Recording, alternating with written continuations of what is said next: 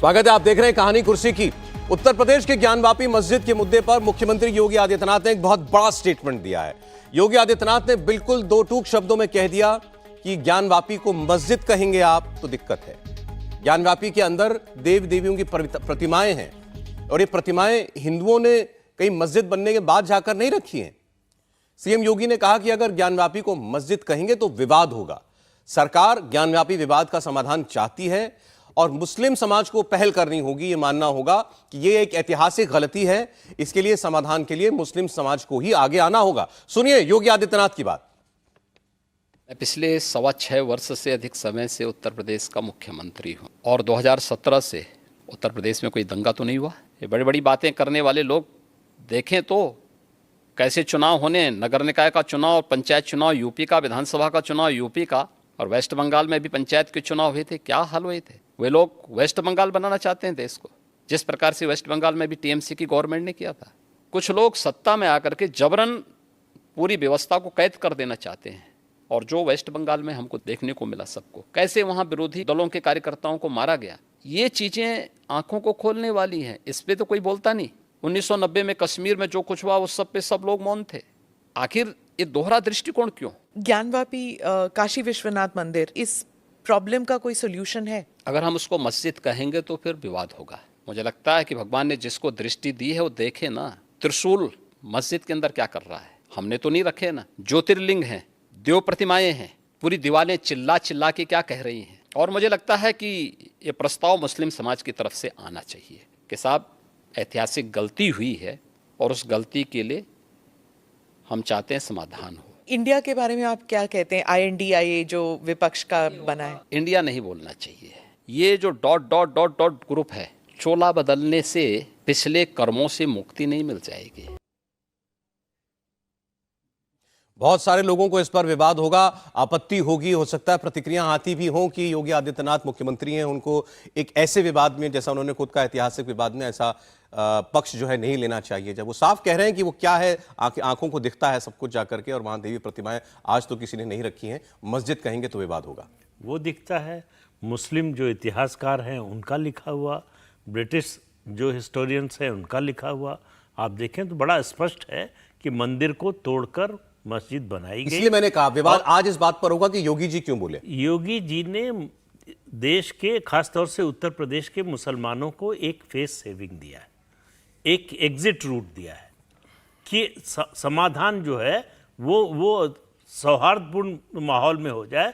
इसके लिए उनको एक मौका दिया है कि आप उस समय अयोध्या के समय चूक गए थे, वो गलती दोहराइए मत।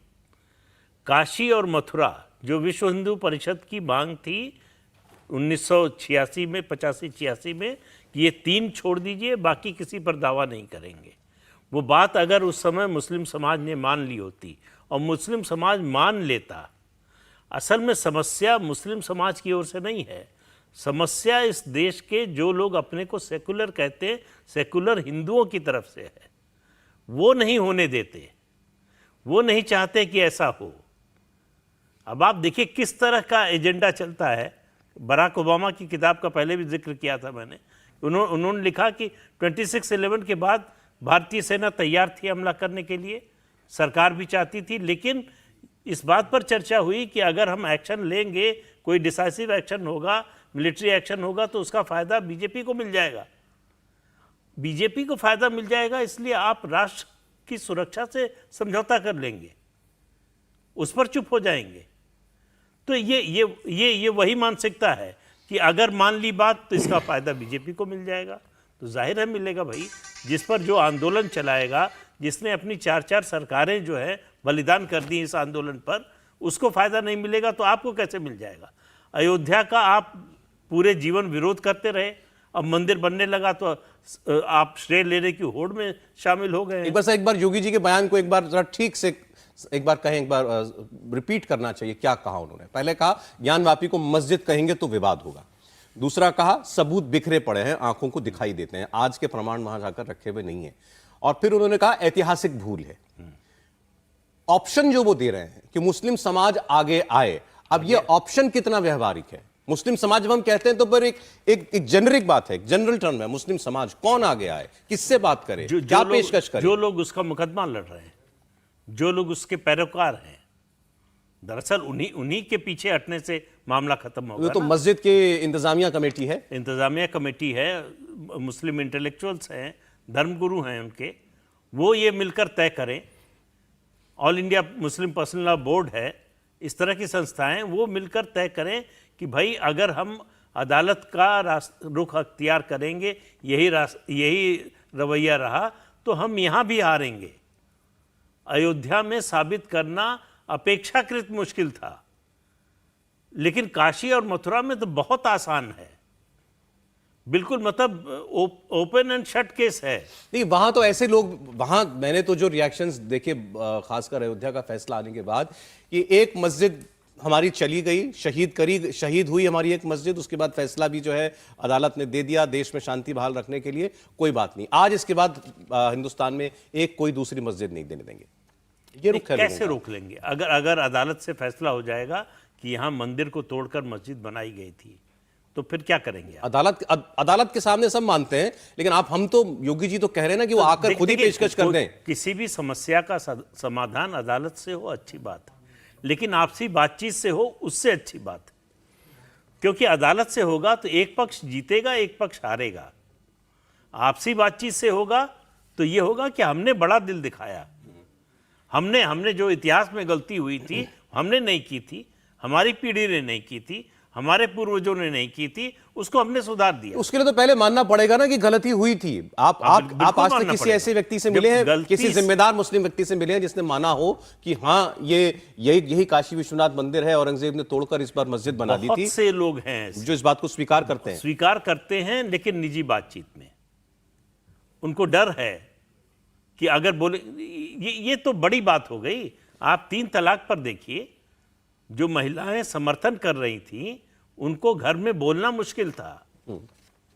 उनको बहुत सी ऐसी महिलाएं थी, मुस्लिम महिलाएं, जिनको वोट नहीं देने दिया गया। उन्होंने कहा कि हम इस पर जो है बीजेपी का समर्थन करेंगे। तो उनके लिए सार्वजनिक रूप से इसको स्वीकार करना बहुत मुश्किल होगा। 2 बातें हर्षवर्धन जी, क्या मुख्यमंत्री के तौर पर योगी जी को यह बात कहनी चाहिए थी इतने खुले शब्दों में, उनकी जो वो महसूस करते हैं ज्ञानवापी को लेकर के, और जो वो चाह रहे हैं कि हो जाए, मुस्लिम समाज खुद आकर के कह दे इस ऐतिहासिक भूल को हम सुधारने के लिए तैयार हैं, क्या व्यावहारिक है? नहीं देखिए, निश्चित तौर पर इस देश की जो राजनीति रही है उसमें इस तरह से जब सुनाई देता है किसी नेता के मुंह से, तो वो थोड़ा सा हमें असहज करता है।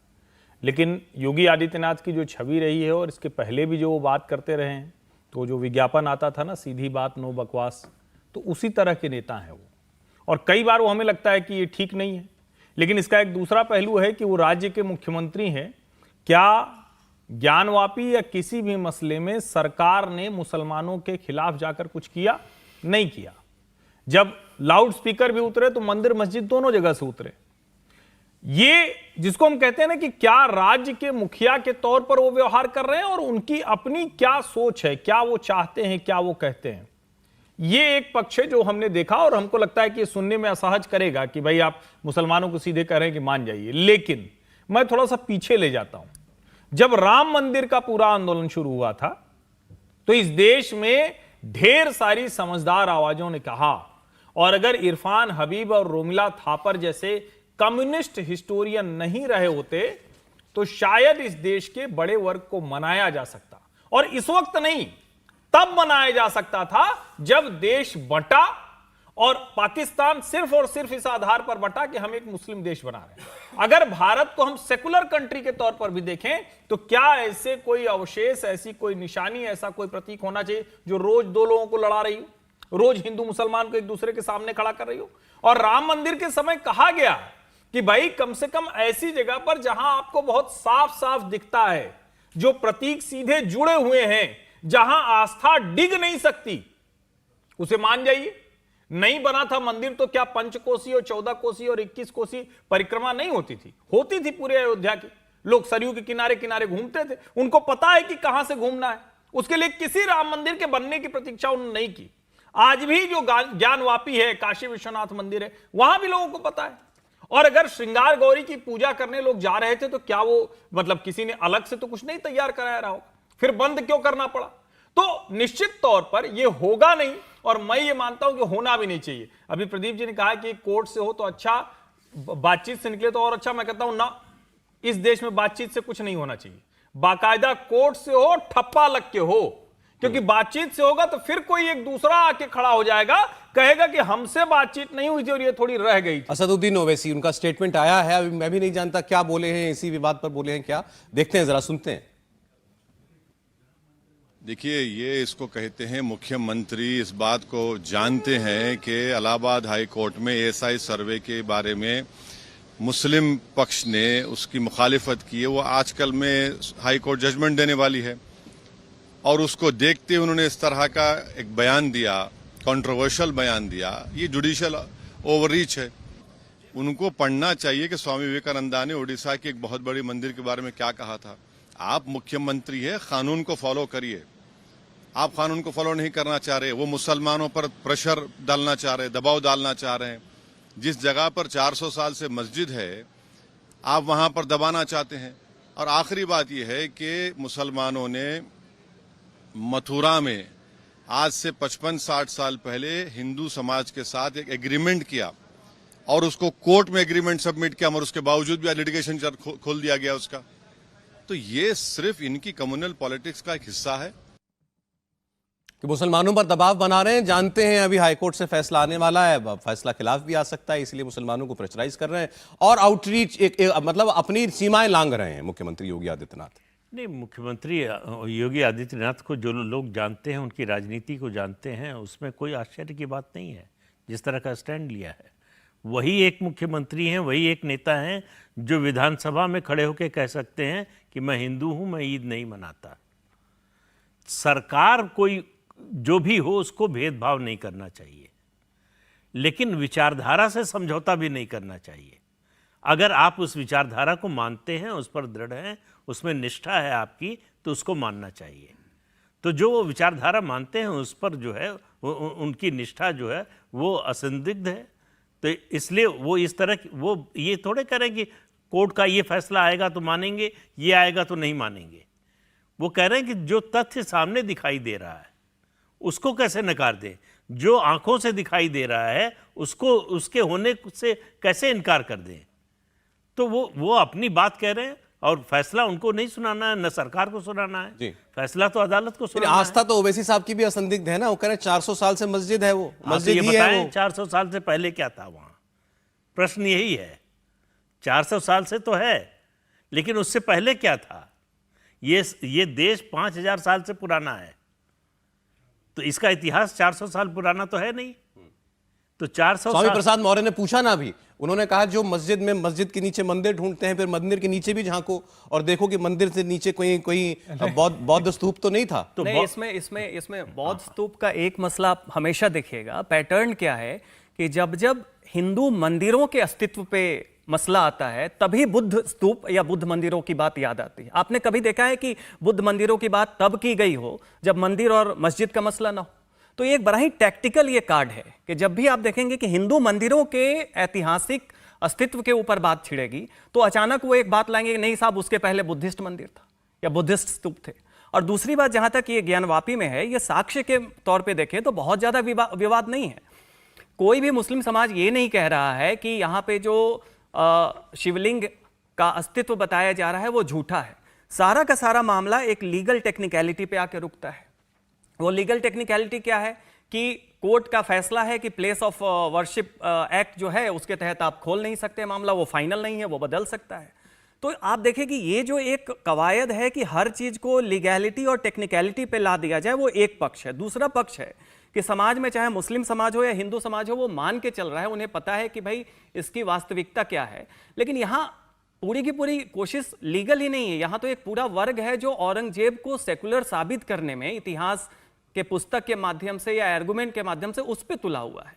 तो इसके संदर्भ में आप योगी आदित्यनाथ के बयान को देखें तो वो समाज में जो एक पॉपुलर सेंटीमेंट है उसको रिप्रेजेंट कर रहे हैं, और दूसरा पक्ष सीधा एक टेक्निकल शील्ड ले रहा है, टेक्निकल वो आधार बना रहा है। कहीं से ये डिनाई नहीं कर रहा है कि जो दावा है वो गलत है। नहीं, ये बात आपकी बिल्कुल ठीक है, ये तो वैसे भी नहीं कहते, वो भी बात करते हैं तो केवल ये कहते हैं प्लेसेस ऑफ वर्शिप एक्ट जो है लागू है। अब मथुरा को लेकर उन्होंने कहा वहां समझौता हो चुका है। समझौता किन लोगों के बीच में हुआ है? समझौता है, वो ठीक कह रहे हैं, हाँ। लेकिन समझौता क्यों हुआ है? समझौता वहीं होता है जहां कोई विवाद होता है। विवाद क्या है ये कभी नहीं वो बोलेंगे। लेकिन फिर सवाल वही, प्लेसेस ऑफ वर्शिप एक्ट लाया ही इसलिए गया था कि देश में फिर ये फसाद, ये विवाद दोबारा ना बढ़े, तो फिर उसका क्या मतलब रह गया? नहीं, मुझे लगता है कि जब आप कोई पॉलिटिकल मसला हल करने की कोशिश करते हैं, ये प्लेसेज ऑफ वर्शिप एक्ट लाया है इसीलिए गया क्योंकि आप समाज में जो लीगल पहलू थे, जो समाज की धारणा थी, उसके आधार पर उसको आप नहीं झुठला पा रहे थे। अब ये हो सकता है, ये कहा जा सकता है कि मान लीजिए, जैसे उदाहरण के लिए हम कह रहे हैं कि मस्जिद कहीं बनी हुई है तो उसको कोई नहीं कह रहा, मुसलमान इस देश के हिस्से हैं और पूरी तरह से हिस्से हैं, लेकिन मस्जिद बनी है जहां मंदिर बना था तो किसी न किसी को तो पीड़ा देगा। हो सकता है कोई एक नेता हो जिसका मन कर गया कि नहीं भाई, हम तो बड़े सौहार्द के साथ रहेंगे, एकदम ठीक है, कोई बात नहीं, दूसरे किसी को पीड़ा दे रहा है। और मतलब ये दोनों मसले तो जो भी गया हुआ है, जो भी काशी विश्वनाथ गया हुआ है, अब तो चूंकि मोदी जी ने वो काशी विश्वनाथ धाम बहुत सुंदर बना दिया है, वरना पहले गलियों से जाते थे तो और दिखता था वो। अब आप घुसेंगे गेट नंबर 4 से, सामने दिखता है छोटा सा दरवाजा है मस्जिद का, यहां से जाना प्रतिबंधित है, वहां फोटो भी नहीं खींचने देता। कमाल है कि और जगह खींच सकते हैं आप, वहां पुलिस वाला रोके फोटो मत खींचो, उससे क्या हासिल होगा? आप यहां जन्मभूमि जाएंगे तो जहां से नीचे सीढ़ी से जाते हैं आपको दिखाएगा कि यहीं भगवान कृष्ण पैदा हुए थे। आप सीढ़ी से जब ऊपर छत पे जाएंगे तो झांकेंगे, देखेंगे नीचे बकरी बंधी हुई, बगल में वो मस्जिद है। ये सब दिखता है और ऐसी चीजें विवाद की वजह बनी ही रहेंगी। और मैं फिर कह रहा हूं, न तो ज्ञानवापी जो अंजुमन इंतजामिया कमेटी है और न जो मथुरा जन्मभूमि के बगल है, वहां कोई ऐसा इस्लाम से जुड़ा हुआ, मुसलमानों से जुड़ा हुआ कोई ऐसा न तो नियमित कार्यक्रम होता है, न तो वहां उस तरह के मुसलमानों की कोई आस्था है। नहीं, प्लेसेस ऑफ वर्शिप एक्ट की जो बात होती है, देखिए ये दोनों मामले उसके दायरे के बाहर हैं। क्यों मैं कह रहा हूं? ये सुप्रीम कोर्ट ने कहा। आज जो चीफ जस्टिस ऑफ इंडिया हैं DY चंद्रचूड़, उन्हीं का फैसला है जिसके कारण ये सर्वे शुरू हुआ। ठीक है, सर्वे कमिश्नर अपॉइंट हुए, कोर्ट कमिश्नर।